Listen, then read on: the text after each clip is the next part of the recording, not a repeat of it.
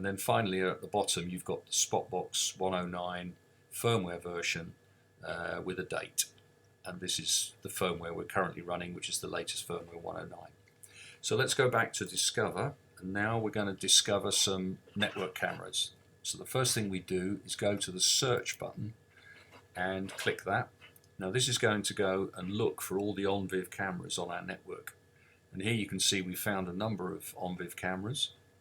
I'm going to focus on 0.182, which is a Hikvision camera.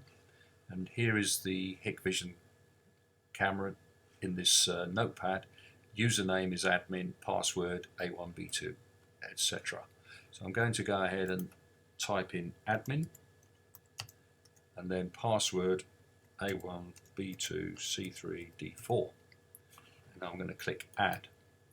Now what happens is that camera now appears at the bottom with its ONVIF URL in its username and password.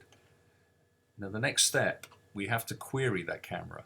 A lot of customers miss this step. You have to query it to find out what profiles have been set up within the ONVIF camera. So we click query, and after a few seconds the camera will come back and tell the Spotbox, let me just make that screen a little bit longer. It comes back with two profiles. It's called mainstream and substream. Obviously if you've got more profiles then there'll be a longer list. It tells you the resolution, frame rate, and all of those are good to go in certain views within the Spotbox.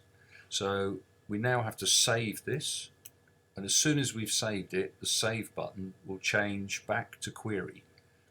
If you want to check whether it's been saved, you go to the camera section, and here is our ONVIF camera, and it appears, at the moment it's not appearing anywhere. So I'm going to give it assign a quadrant in the 2x2 view, and as soon as I click apply, if you keep an eye on the left hand corner of this screen, you'll see it will actually pop up on the actual screen, and there you go.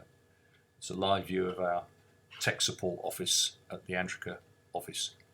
So that's really all there is to it in terms of setting up an ONVIF camera and putting it into a particular grid mode. The next thing we're going to do is put an RTSP URL. Now if it's authenticated RTSP, you could enter it here manually, but you would have to put the URL, the authentication within the URL. Well, one thing I forgot to tell you is how to put a label, so let's give that a label called Hikvision and apply that.